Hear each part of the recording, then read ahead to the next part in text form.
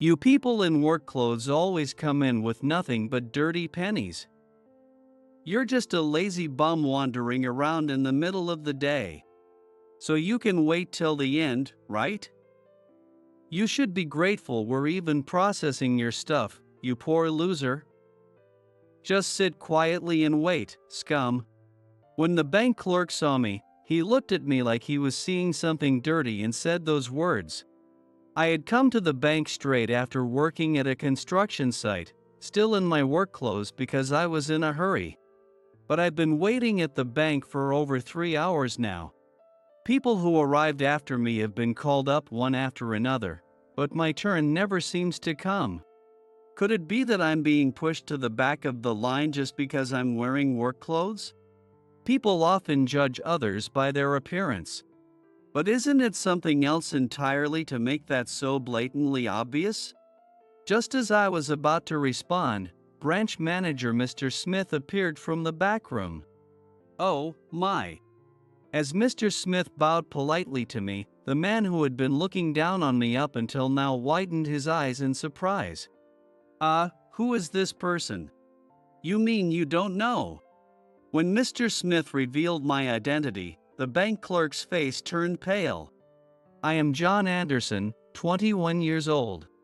I remember feeling empty whenever my classmates talked about their future dreams when I was a child. They were full of hope, wanting to do what they loved, but my path had already been decided for me. I was envious of my classmates who freely spoke about their dreams, saying they wanted to become this or do that. It wasn't that I had a specific dream, but I hated not being able to choose my own path. On top of that, my dad was stubborn and had a craftsman spirit. When I jokingly said I wanted to be a regular company worker, he shouted, "You fool. You're part of this family. Know your place." My life, where everything was predetermined, felt incredibly dull. I hated that kind of life, my parents who forced their plans on me, and the people around me who talked about dreams. So I started living a rough life. By the time I was in high school, my parents' words had become irritating, and I started getting into fights as a way to vent my frustration. People began to treat me like a ticking time bomb, and sometimes I even ended up in trouble with the police. Each time I got called in, my parents would harshly scold me, and I would rebel, creating a vicious cycle of anger and resentment. Around that time, my parents started fighting more, wondering where they had gone wrong with raising me, and our family environment worsened.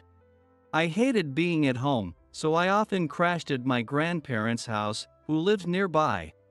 When I was little, I spent most of my time there while my parents were at work.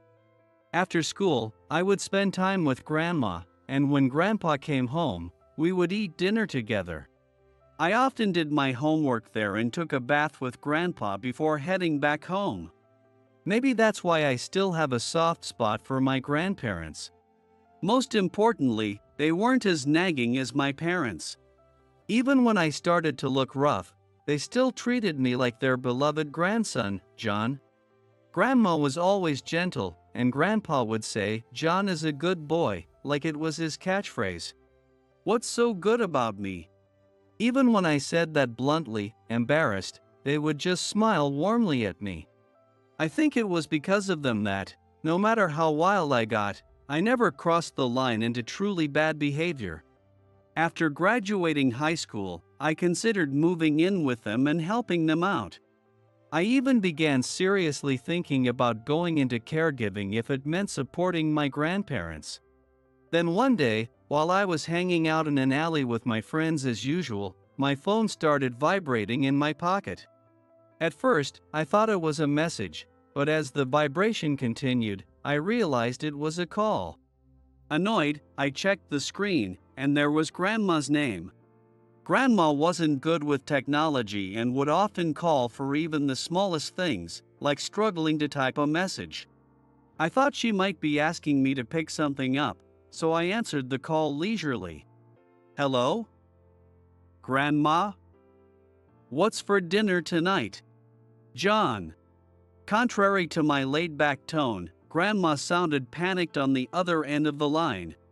I had never heard her voice so frantic before because she was always so calm and kind. When I asked what was wrong, she replied with a single sentence: Grandpa had collapsed. Stunned and at a loss for words, I heard Grandma give me the name of the hospital before she hung up, saying she had to call others. I couldn't grasp what was happening. Grandpa collapsed. My confused mind finally caught up with the situation, and I bolted from where I was standing. Being a student at the time, taking a taxi didn't even cross my mind. I just sprinted through the streets with everything I had. Out of breath and drenched in sweat, I finally reached the hospital room. The moment I saw Grandpa lying weakly in the bed, a cold shiver ran down my spine. Even from a distance, it was clear that his face, usually so full of life and laughter, looked pale and unhealthy. There were numerous tubes attached to his body, and every breath he took made a wheezing sound from his throat. Grandpa! I rushed to his bedside, and he gave me a weak smile. Oh, John! He tried to lift his hand, but it barely moved before falling back onto the bed, lacking strength. I gently wrapped his hand in both of mine.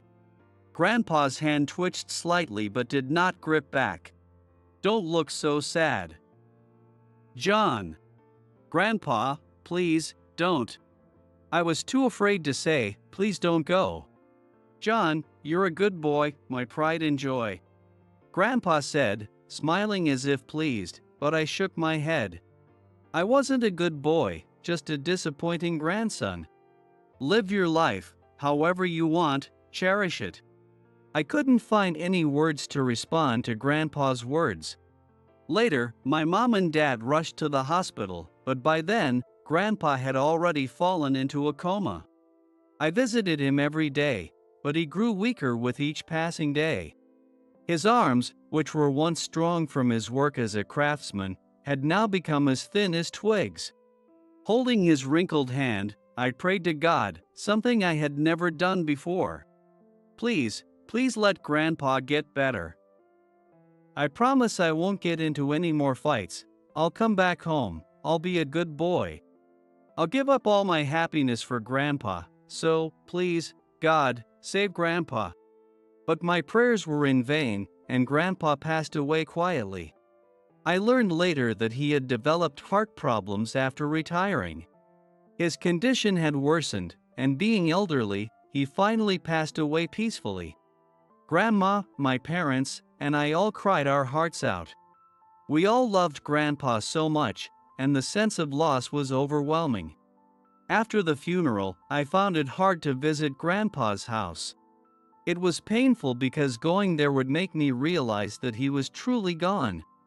One day, while I was aimlessly drifting through life, feeling unmotivated, Grandma called me over. And I made my way to their house for the first time in a long while. In the living room, now with a new altar I wasn't familiar with, Grandma took something out and handed it to me. Work clothes? When I unfolded them, I saw a brand new uniform with the name Anderson embroidered on the chest. This was also the uniform of the construction company my dad was running. The company was founded by Grandpa alone and had been passed down to my dad. Dad had always said he wanted me to take it over, which I hated and had constantly rebelled against. Seeing my resistance, Grandpa had always told me, John, you don't have to take over. Do what you want. But you know. Grandma looked wistfully at the photo on the altar. He secretly prepared it, hoping that one day you might wear it. He understood that I didn't want to take over. But still, he had quietly prepared it, dreaming that one day I might wear the same uniform. Grandpa kept it a secret until the very end. And even said I could live my life however I wanted. Grandpa. In the memorial portrait, Grandpa was wearing his work clothes, with a big, proud smile on his face. He looked so proud and incredibly cool. Grandma, I've made up my mind. I'm going to become a craftsman who looks good in these clothes. I decided to stop making excuses and running away from my life being decided for me. I knew that both Grandpa and Dad took great pride in this work. I wanted to catch up to them both. With that thought, I decided to work at the family construction company. When I got home, I shaved off the blonde hair I had let grow out. Then, holding the work clothes Grandpa had prepared, I directly asked Dad, "Please let me work." Since I had been rebelling all this time, both Dad and Mom were shocked when I suddenly said that. I told Dad everything I felt about taking over the construction company, about the work clothes Grandpa gave me, and what I seriously wanted to do. But Dad wasn't going to say yes that easily. I knew it wouldn't be simple, so I kept asking him persistently to let me work. Even if he said no today, I was determined to keep asking tomorrow and the day after, until he finally accepted me. I wonder how long the back and forth continued. "You'll start by getting to know the site," Dad finally said with a heavy sigh, and I bowed deeply. From the next day, I began working at the construction company. As Dad had said, my first job was at the construction site. Of course, I didn't have any specialized skills, so my main tasks were carrying materials. At first, I wasn't useful at all, and word soon spread that I was the CEO's son, so I was treated like a burden. The hierarchy was strict, and every day, I got yelled at by the senior workers for being a nuisance. To be honest, there were times when it was tough, and I felt like giving up, but each time I did, I remembered Grandpa's face and held on. I did whatever I could and tried to learn everything I could. As I continued those days, I gradually started to be entrusted with more tasks, and the senior workers began to take notice of me. And finally, the day of my first paycheck arrived. Having barely worked part-time jobs before, I felt strangely excited. Dad teased me, saying, "Don't expect too much, it's not a big amount," but to me, it was more than enough. I wanted to tell Grandpa that I'd received my first paycheck, and I had promised Grandma I'd treat her to dinner. Luckily, work ended early that day, and I was told I could leave before noon, so I headed straight to the bank. I had plenty of time before my dinner appointment with Grandma, and I decided I would surprise her with a present. Going home first would be out of the way, so I decided to withdraw my paycheck at the bank before going home to change. Because it was payday, both the counters and ATMs at the bank were crowded. There was a line extending outside for the ATMs, but since it looked like I could sit and wait at the counter, I decided to take a number and wait. It was just after lunchtime, and there weren't too many people ahead of me in line. I thought I could get home and head out within an hour. I sat in an empty seat and killed time on my phone until I was called. I scrolled through social media, replied to messages, and kept myself occupied, but there was no sign of my number being called. The last time I checked, there were only 2 people ahead of me, but now they were calling numbers that came after mine. I wondered if I had somehow missed my turn, so I approached a man working at the corner of the counter. "Excuse me, sorry to bother you. I think I might have missed my number." I showed him the number slip I had. The man glanced at me and immediately wiped the smile off his face. He quickly checked the number and said dismissively, "We're calling numbers in order." "But my number has already passed, right? Should I just keep waiting?" I wasn't familiar with how the bank counters worked. That's why I asked, but the man sighed as if annoyed.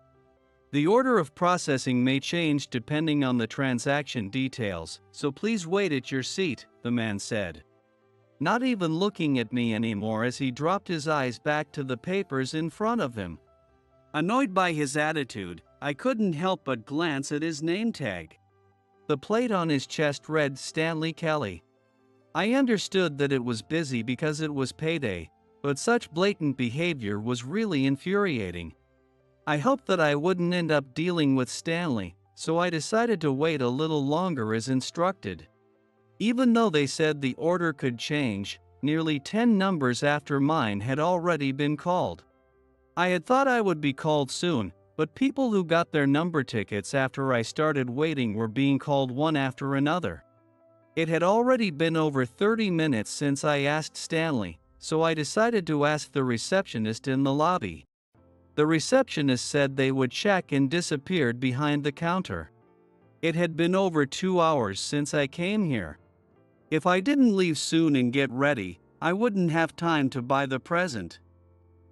I was thinking when the receptionist returned. We are currently very busy and ask for your patience to wait a little longer. He said this while bowing apologetically. Unlike Stanley, their polite attitude made me feel like I could wait a little longer. I sat back down and waited for my turn again. But in the end, I wasn't called until the bank closed at 3 p.m.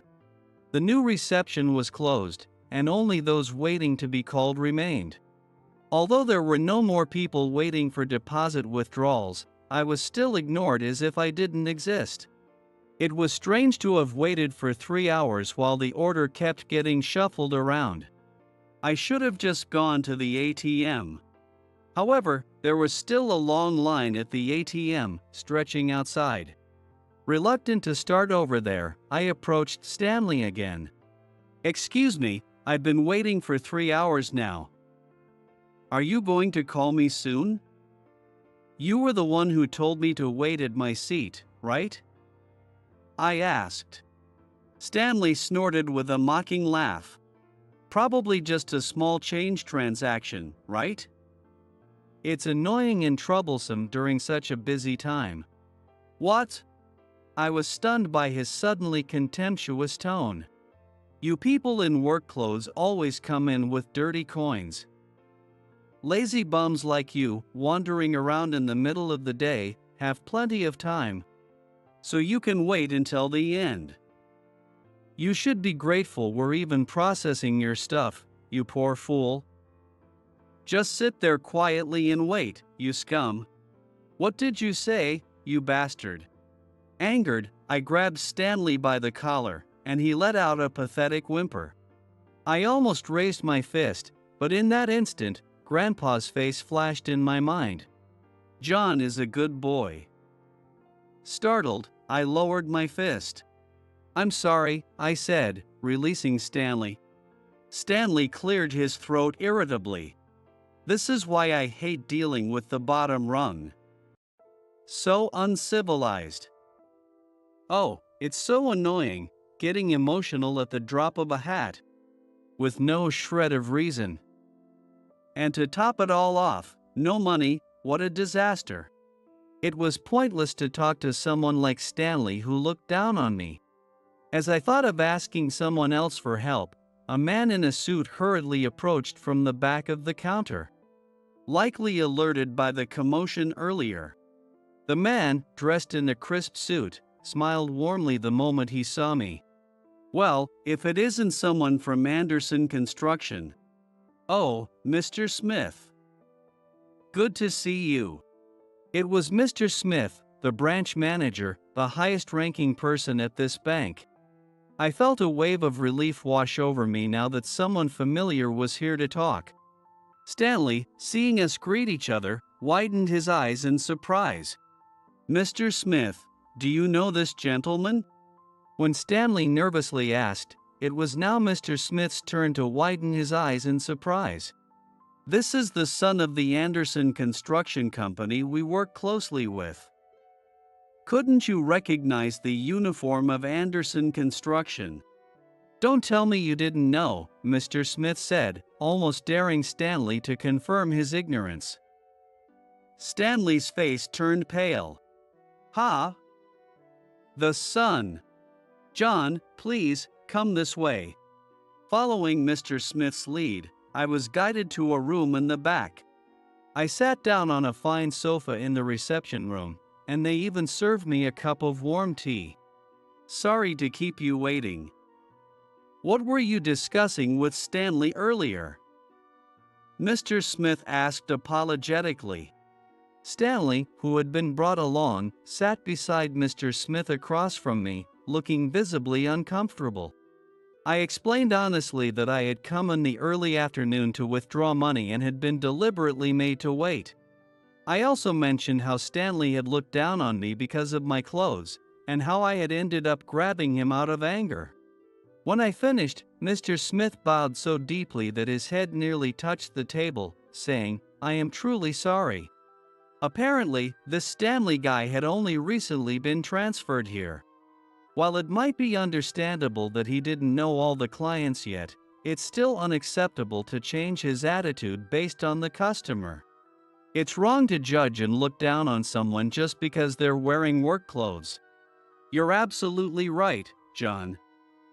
We deeply apologize, Mr. Smith said, bowing his head while Stanley only stared down, pale and silent.